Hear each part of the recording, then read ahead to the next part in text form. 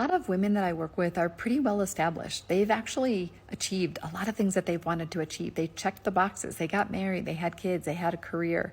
They still have a career maybe, or maybe they're starting a new business. They're doing cool things in the world. But there is a point where they're feeling like, why am I unfulfilled? Why do I feel so restless? Why do I feel like I'm unsatisfied with my life? And I have a hypothesis.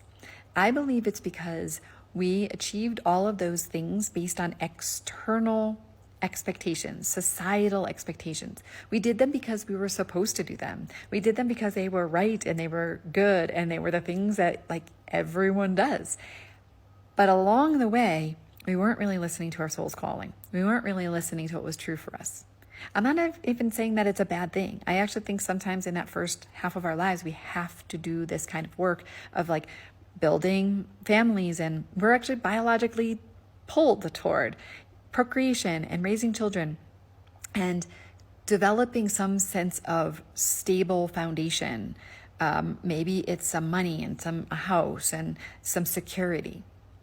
The restlessness, that lack of fulfillment, the dissatisfaction is actually so much more about you not being connected to you, about you having an external orientation.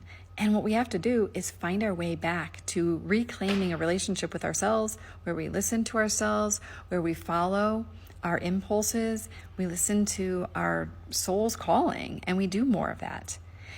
It's almost like we have to circle back.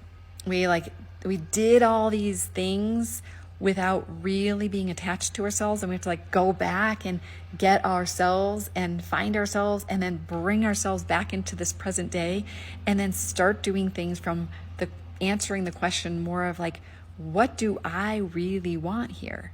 What's best for me? How can I fulfill my own soul's callings? How can I be my most authentic self? So rather than living according to other people's expectations, we live our lives according to our own. We live our lives true to ourselves. And we know that one of the biggest regrets of those who are on their deathbed is that they didn't live their lives true to themselves. So let's not let that happen. Let's reclaim our own relationship to self.